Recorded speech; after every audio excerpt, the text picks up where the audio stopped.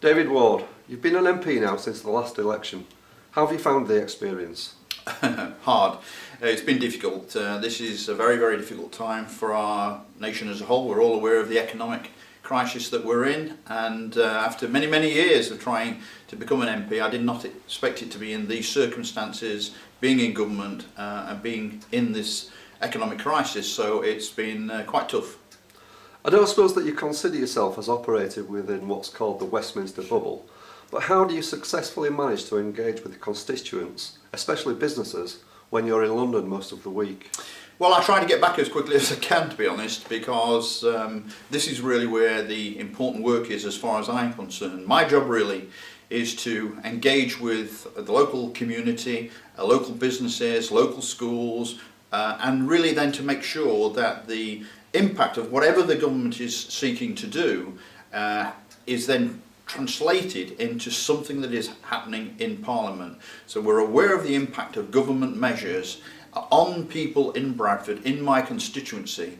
Some of those will be positive, and I need to make sure people are aware of those. Some of those will not be good at a time of austerity, and it's my job to make sure the government is aware of what the impact will be on the people in my constituency.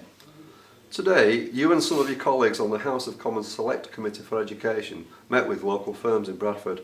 What was that for, and what did you learn from it? Well, I'm pleased to say that there was a lot of familiar faces around the table, and that's a good sign because it shows that I am regularly in touch with local businesses. I do see them every single week. Yes, I do go to London, but I come back here at least on a Thursday.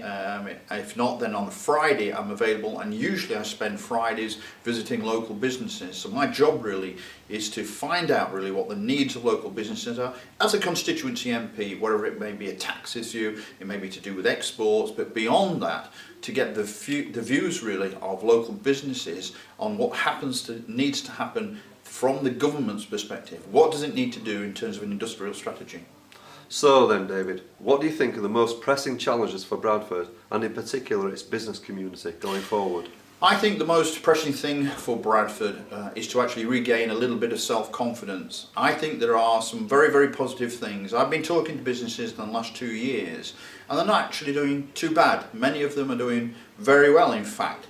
But there is still a lack of self-confidence, and a place like Bradford needs, probably more than many other areas, needs to have a sense of confidence. But some good things happening.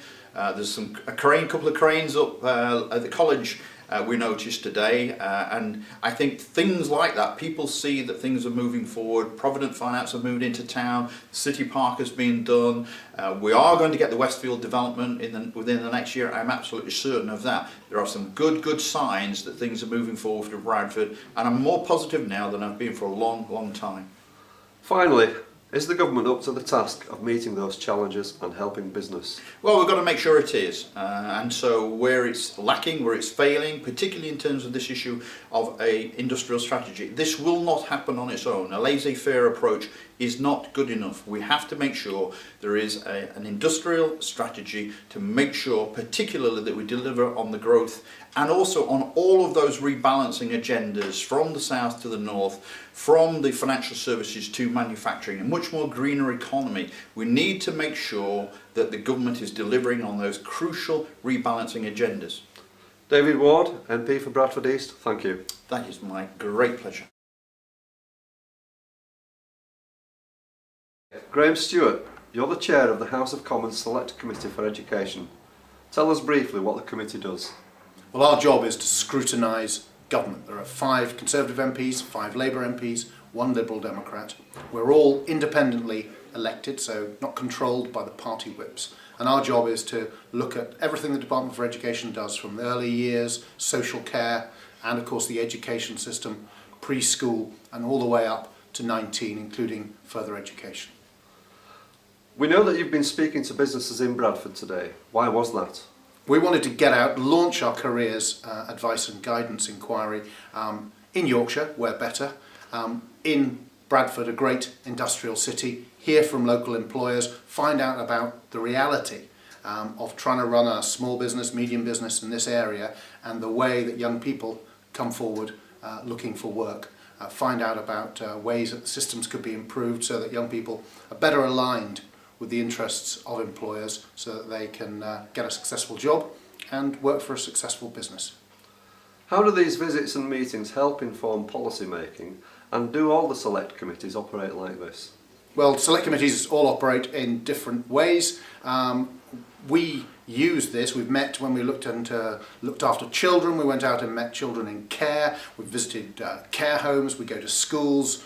We're visiting all sorts of varieties of academies and other institutions across the country. It's important you don't just sit in Westminster even when you get people coming to you, but get out, meet people on the ground in their own environment and find out what things are like for them, and ask them directly, which we do, how can things be improved. And when we hear those recommendations, we put those in our reports. They're made as recommendations to government, and the government is obliged to respond within 2 months to the reports we make. So hopefully we go from young people we met at lunchtime today at Bradford College, or employers this afternoon, telling us what needs to change, us putting it in our report, and making the Secretary of State and the Prime Minister answer for what they're going to do about it. And finally, and you've partially answered this question already now, can you say yet how you'd like to see careers guidance change in the future? Well, we're not allowed to say what our report is going to find until it's actually published. That's a contempt of Parliament.